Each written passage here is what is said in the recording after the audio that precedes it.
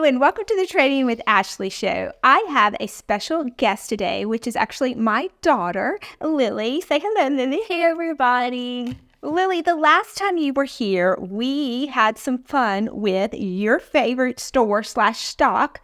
What was that? It was Lululemon. And where did you just get back from? Lululemon. So, what did I bribe you with that you could get something from Lululemon if I came and learned more stocks? That's right. Okay, so today we are going to teach her something really cool. This is called a put credit spread. Is that confusing to you? Yes. Okay. So basically, it allows you to get in the action on a stock without having as much money to trade with. And so with the stock we're going to talk about today, I thought we would talk about is Tesla. Now, you've heard about Tesla. You've heard me talk about Tesla. Yes. What are your thoughts on Tesla? I think it's pretty cool what they do, how they're kind of like above the technology that everybody else has, and then they come out with some really cool things. And yeah, it's impressive. Yeah, and do you think the self-driving technology that they're working on might be kind of fun? Yeah, I think that's crazy, and I think that'll be very useful. Yes, because if you didn't have to pay attention to the road so much, what would you be doing in one of the Teslas that's self-driving and you don't have to keep your eyes on the road? What would you do? I'd probably be on my phone the whole time. These kids and their phones, I know, but I might be on the phone. I'll be trading. I would be trading in one of the Teslas. That's what I would be doing. Now, I have talked about Tesla and the technology and why I think it's a good stock to own. Another thing I like is the Optimus robot. I mean, they had something recently where they showed the robot, but I'm not sure that it was a real robot. I think it was being remote controlled by a person. But anyway, they're working on the technology so that it can wash dishes. It could clean your room. Is your room spotless right now? No. No? Would you like a robot to be able to go in there and clean it? No. Because I mean, yes, I'm like lazy, but like I just think that's weird if somebody else is in my room and I wouldn't know where everything is. Like I wouldn't know what they did. Like, would you be afraid the robot would turn on you? yes. I mean, I've seen like all the movies. Like that scares me. Okay, well, maybe we won't be able to put a robot in our house as soon as I would like that. But maybe when you go off to college and I'm coming to visit and I say, you've got to make sure your house and your room is clean before I visit, you might enjoy knowing you could just turn onto a robot. I don't know. Make it happen. Do all of you remember the show Bewitched? When I was younger, we had Bewitched and she wanted the house clean because somebody was coming over and she would just twinkle her nose and it would be done. I could never. Might be kind of cool if we can do that.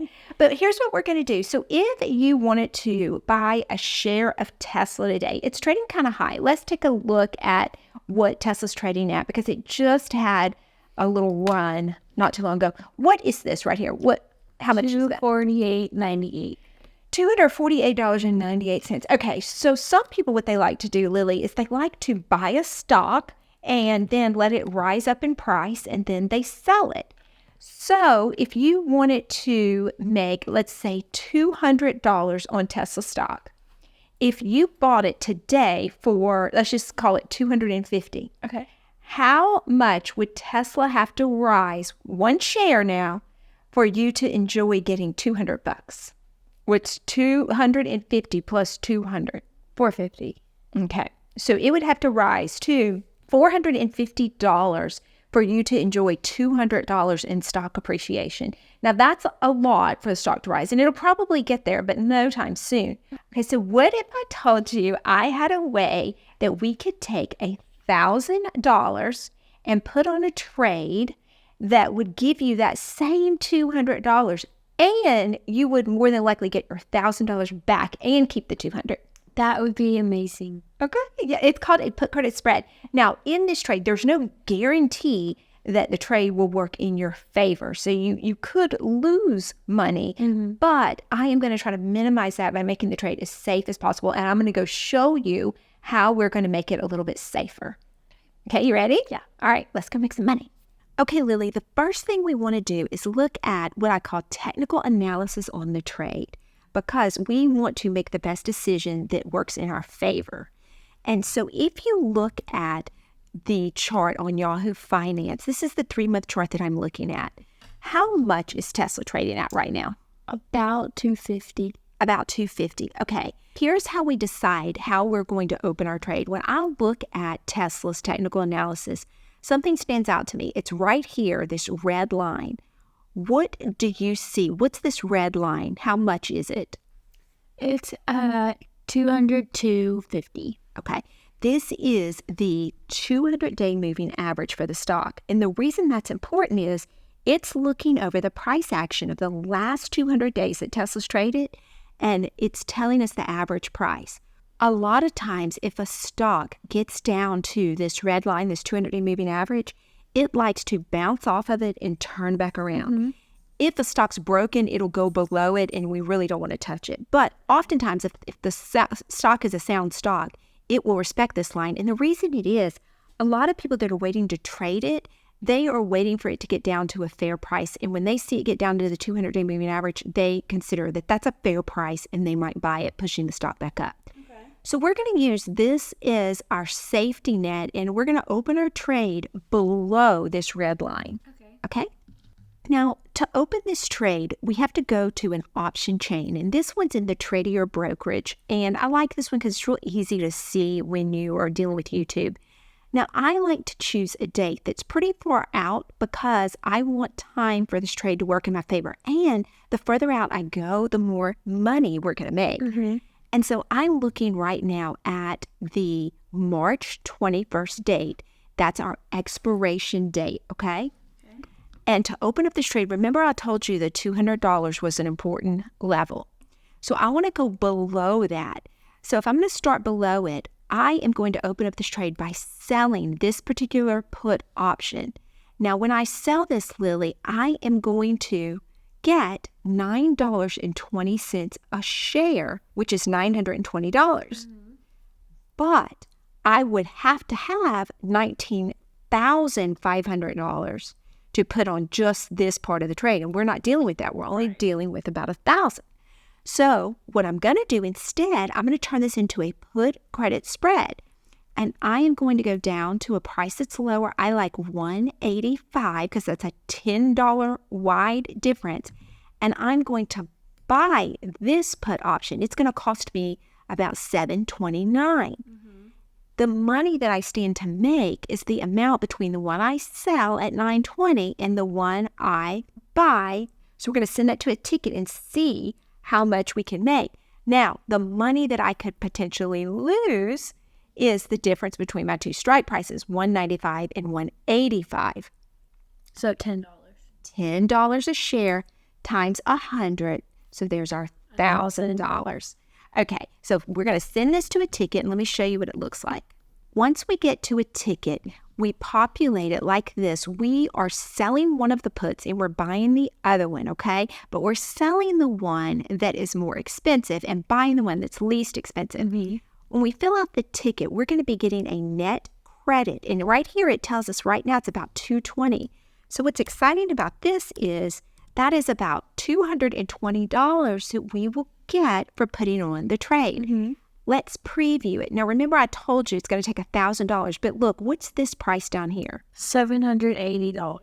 Okay, and the reason that that's a little bit different is it may have taken $1,000 to put on the trade, but we are receiving $220 in credit. Uh-huh. So our real risk, if we lose 100% of the trade, is $780. Okay. That's our real risk.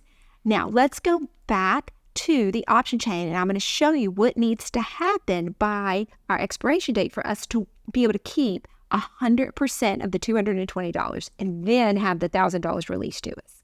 Now that we're back on our option chain, let me show you what needs to happen by our expiration date in March for us to keep 100% of that $220. You see right here, this is that $200 line that was close to the 200-day moving average. Mm-hmm.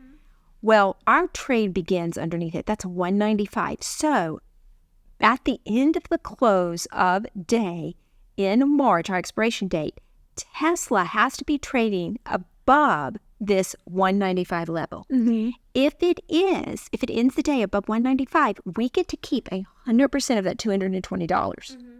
However, if it breaches this 195 and goes below it, we start to lose money, okay? And if it goes down below 185, maybe it settles in at 180, then we will lose the $780 that we had seen as the risk for our trade. So the way we're going to make this trade safer is we're going to watch it.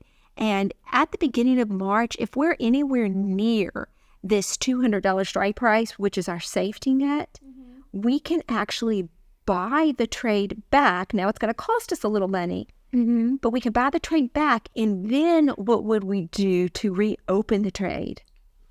Do you just like wait, like push the date you expected, just push it back a little bit more? Very good. We could put it maybe to June, and we could go even lower and recreate the trade, but make it a little bit safer. And so that's something that we can do.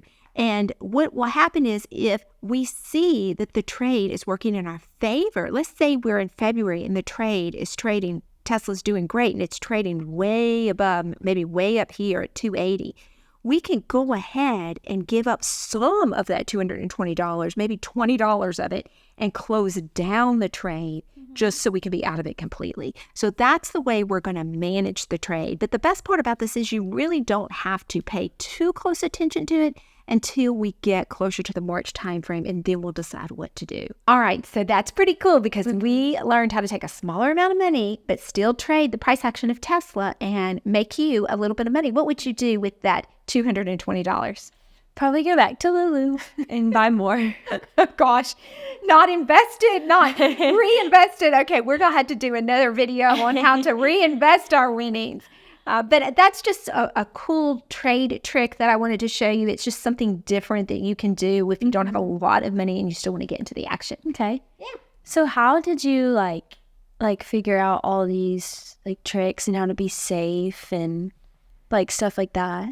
That's a great question. You know, when I retired, when I quit working and started doing this full time, I started exploring different ways to trade and looking at different trade setups.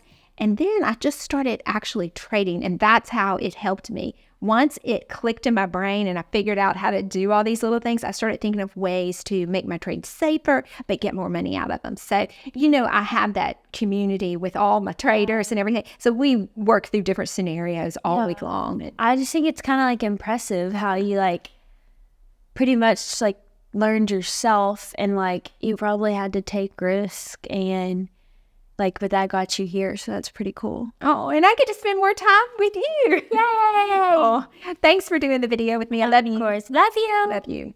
Remember, on Trading with Ashley, there is no trader left behind. Oh, that's right. That's my line.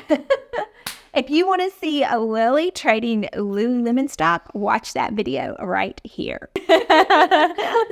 Love you.